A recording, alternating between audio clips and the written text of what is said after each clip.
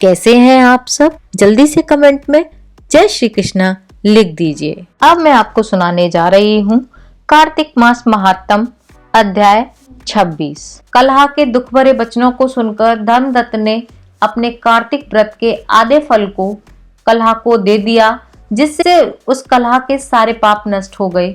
और उसके बाद भगवान विष्णु के पार्षद उसे लेने आए।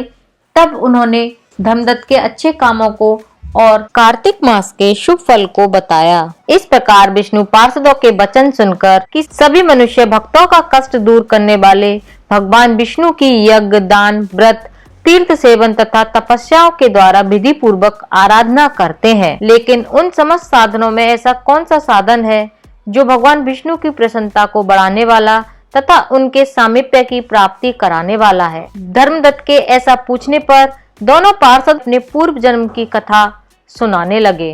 दोनों पार्षदों के पूर्व जन्म का वर्णन इस अध्याय में किया गया है। नारद जी पृथु जी से बोले, इस प्रकार विष्णु पार्षदों के वचन सुनकर धर्मदत्त ने कहा कि प्राय सभी मनुष्य भक्तों का कष्ट दूर करने वाले भगवान श्री विष्णु जी की यज्ञ, दान, व्रत, तीर्थ सेवन तथा तपस्याओं के द्वारा विधि पूर्वक आराधना करते हैं। उन समस्त साधनों में कौन सा ऐसा साधन है जो भगवान विष्णु की प्रसन्नता को बढ़ाने वाला तथा उनके सामीप्य की प्राप्ति कराने वाला है? इस पर दोनों पार्षद अपने पूर्व जन्म की कथा कहने लगे कि हे द्विश्रेष्ठ, आपका प्रश्न बड़ा श्रेष्ठ है।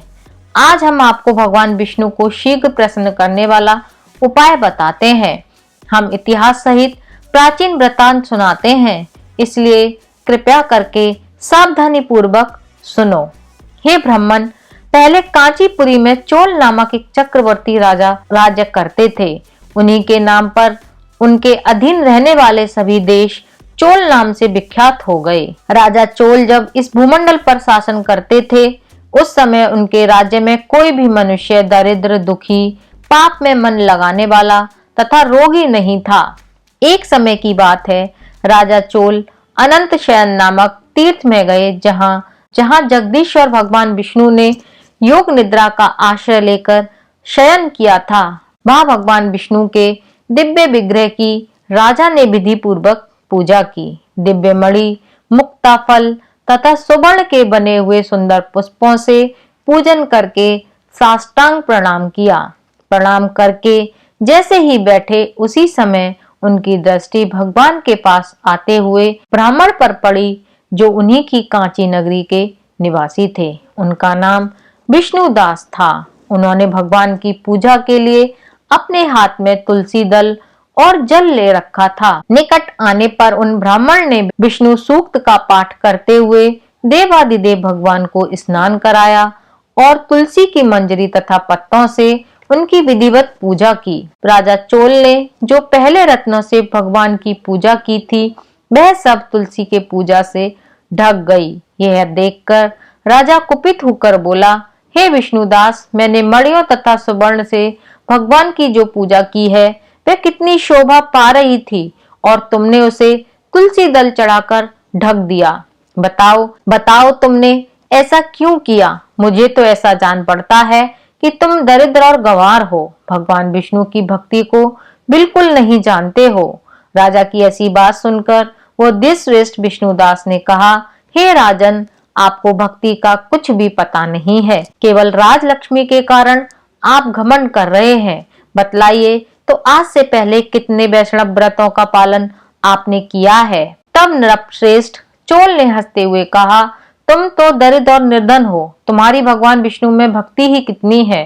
तुमने भगवान विष्णु को संतुष्ट करने वाला कोई भी यज्ञ और दान नहीं किया, ना पहले कभी कोई देव मंदिर ही बनवाया है। इतने पर भी तुम्हें अपनी भक्ति का इतना गर्व है।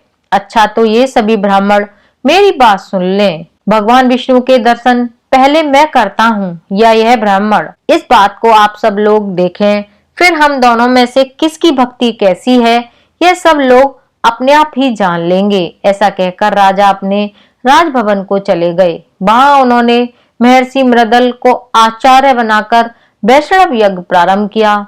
उधर सदैव भगवान विष्णु को प्रसन्न करने वाले शास्त्रोक्त नियमों में तत्पर विष्णुदास भी व्रत का पालन करते हुए वहीं भगवान विष्णु के मंदिर में टिक गए।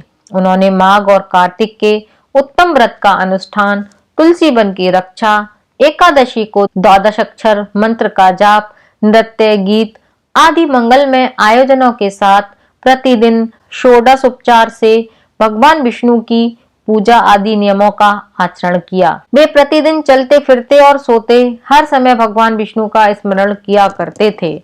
उनकी दृष्टि सर्वत्र सम हो गई। वे सब प्राणियों के भीतर एकमात्र भगवान विष्णु को ही स्थित देखते थे। इस प्रकार राजा चोल और विष्णुदास दोनों ही भगवान लक्ष्मीपति की आराधना में संलग्न थे। दोनों ही अपने अपने व्रत में स्थित रहते थे और दोनों की ही संपूर्ण इंद्रियां तथा समस्त कर्म भगवान विष्णु को समर्पित हो चुके थे। इस अवस्था में उन दोनों ने दीर्घ काल तक व्यतीत किया। इससे आगे की कहानी मैं आपको अगले अध्याय में सुनाऊंगी। बोलो भगवान विष्णु की जय, लक्ष्मी माता की जय, तुलसी माता की जय।